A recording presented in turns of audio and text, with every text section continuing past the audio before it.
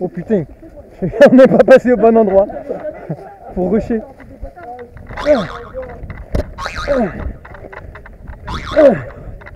On fait les cabris là.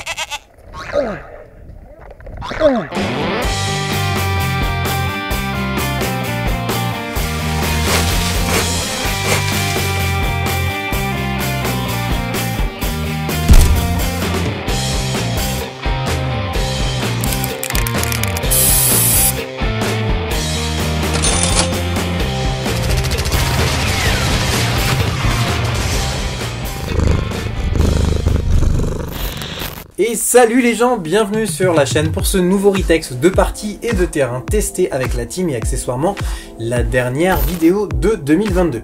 Dans ce petit retexte, je vous donne mon avis sur le terrain forêt de Power Gun Airsoft et de l'orga qui va avec. C'est parti, let's roll!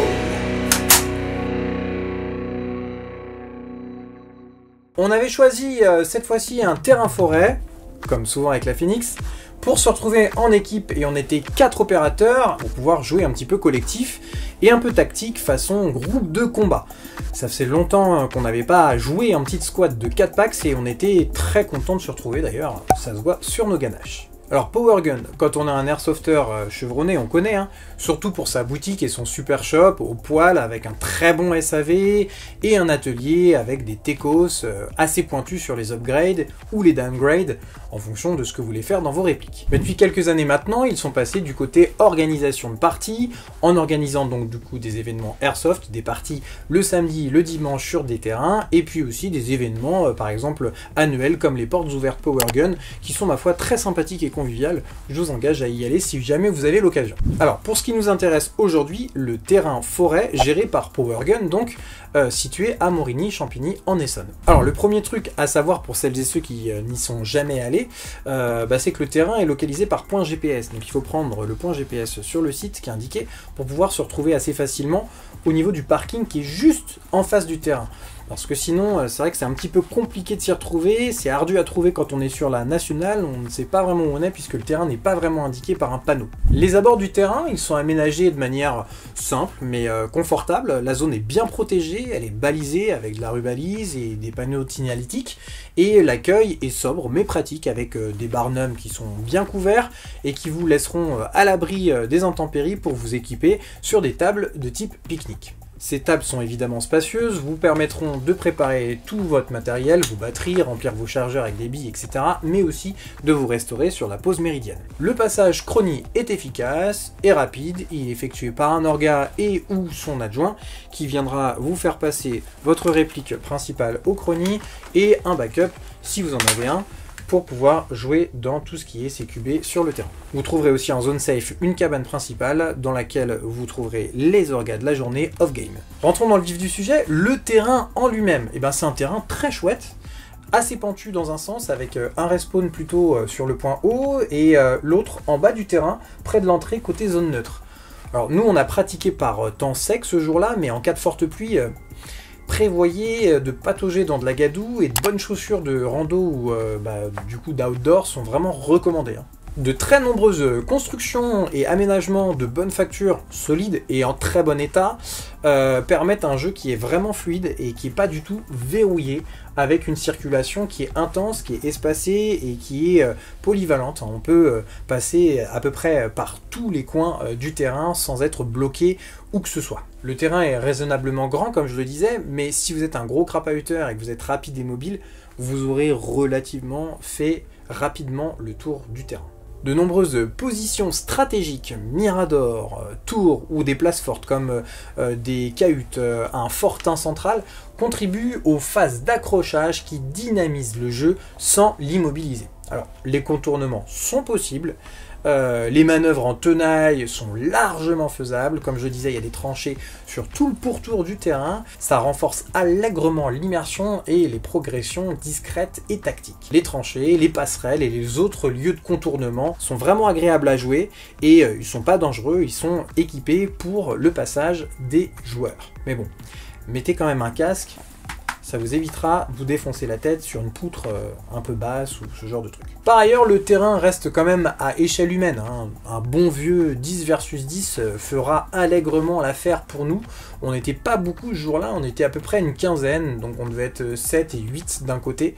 Mais à mon avis, trop de joueurs gâcheraient vraiment la fluidité du game. Donc si on veut pousser un petit peu, allez, grand max 30 joueurs en tout avec 15 et 15 joueurs de l'autre côté, pas plus. Pour la sécu, il n'y a aucun malaise, vraiment, mais attention cependant aux joueurs qui ne sont pas équipés d'un backup, car les distances d'engagement vont être nulles sous 330 FPS. Ce qui signifie qu'on recommande vivement un PA avec 1 ou 2 chargeurs pour avoir une bonne autonomie en bille dans les combats rapprochés, puisque sinon vous allez être au contact en permanence avec votre AEG et ça risque de poser problème sur des distances d'engagement très courtes. Pensez aussi à vous équiper d'un couteau factice pour le corps à corps ou les contacts touchants. Je vous donne un exemple, ma VZ58 que certains connaissent peut-être, elle sort à 330 fps et joue à la 0.25 en général. Avec cette puissance-là, je pouvais avoiner à n'importe quelle distance, même en contact direct, comme avec un PA à 5 mètres ou moins de 5 mètres sur un joueur adverse. Bof. Attention à ça. C'est aussi du bon sens, ça on en reparlera dans une autre vidéo qui arrivera bientôt et que je compte réaliser en 2023, puisque parfois on se rend compte que sur les terrains, le bon sens, ça manque un peu. Pour l'orga, eh bien écoutez, j'ai trouvé ça très bon enfant, pas de prise de tête, comme au bon vieux temps, un airsoft à l'ancienne, je dirais, ça fait un peu vieux con de dire ça, mais quand je pratiquais l'airsoft à mes débuts, il y a une dizaine d'années à peu près, un peu plus, et ben ça se passait de manière vraiment familiale et conviviale, et il n'y avait pas trop d'esprit de compétition, etc. On était là pour se faire plaisir, et j'ai retrouvé ce sentiment sur le terrain. Donc une petite partie de chauffe, deathmatch, aller puis match retour, et puis ensuite des petites parties scénarisées mais simples, pas non plus des trucs qui cassent la tête, avec par exemple des recherches d'items à contrainte, élimination des joueurs en face ou de la team progressive avec capture ou prise d'objectifs particuliers, etc. Ce ne sont pas des parties type roleplay, méga immersive, super bien écrites, pour jouer, tactique, et en team, ça fait largement le taf. Hein. Par ailleurs, rien ne vous empêche de toute façon de jouer vraiment en tactique ou milsim avec votre team, si vous en avez envie. Hein. Perso, on a arrêté assez tôt, vers 15h, 15h20, parce qu'on était un peu cramé, puis on avait fait le tour un peu des scénarios. On n'avait pas envie de rentrer trop tard cette fois-là. Des teams partenaires agréés par PowerGun supervisent l'ouverture du terrain, l'organisation des parties, et donc l'organisation, c'est pas des équipes forcément de PowerGun, mais ce sont des équipes partenaires qui sont désignées par la boutique et qui s'occupent de gérer la partie. En tout cas, c'était fluide, ça a été réactif, l'orga il était très flexible, et quand on avait des questions, des remarques ou des litiges, il n'y avait pas de souci, on pouvait discuter. Donc voilà. Comme d'habitude, les joueurs sont toujours un peu fatigués en fin de matinée, ça peut un peu râler, pas méchamment, mais c'est vrai que parfois il faut s'adapter et adapter son style de jeu au terrain, utiliser le bon sens, comme je le disais tout à l'heure, dans des situations qui parfois peuvent devenir litigieuses si on réfléchit pas 3 secondes.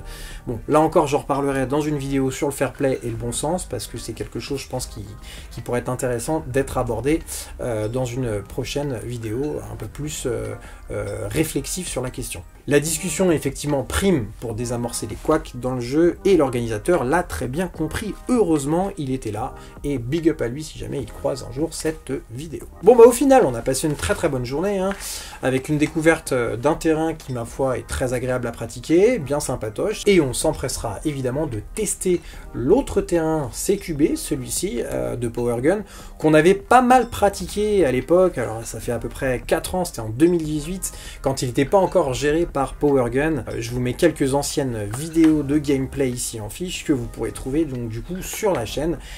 Pour les curieux, n'hésitez pas à les checker. C'était le bon temps, le temps d'avant la pandémie Covid. Ça date. Voilà, cette vidéo de Ritex est terminée. J'espère qu'elle vous a plu, qu'elle a été instructive et qu'elle vous a servi pour vous qui vous destinez peut-être à aller jouer du côté de ce terrain bien tacticool. Si ce format vous a plu, mettez un putain de gros headshot à ce pouce vers le haut, ça me fera super plaisir, mais puisqu'on peut pas plaire à tout le monde, hein, il y a le pouce vers le bas, évidemment, il est là pour ça les gars. De mon côté, je vous souhaite à toutes et à tous une bonne année 2023. Je vous souhaite une année toute pleine d'airsoft, de kiff, d'amour, de plein de bonnes choses, et je vous dis à très bientôt pour une prochaine vidéo. Ciao!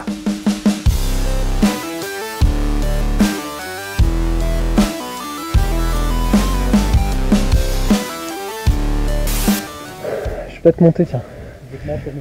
Vas-y, je monte histoire de me faire kiffer.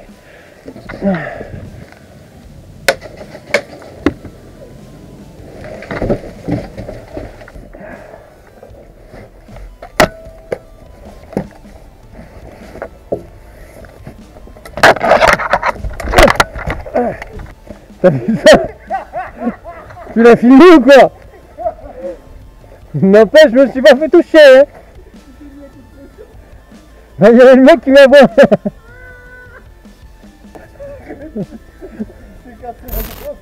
C'était lui, cet enculé. C'était lui, cet enculé. Bâtard.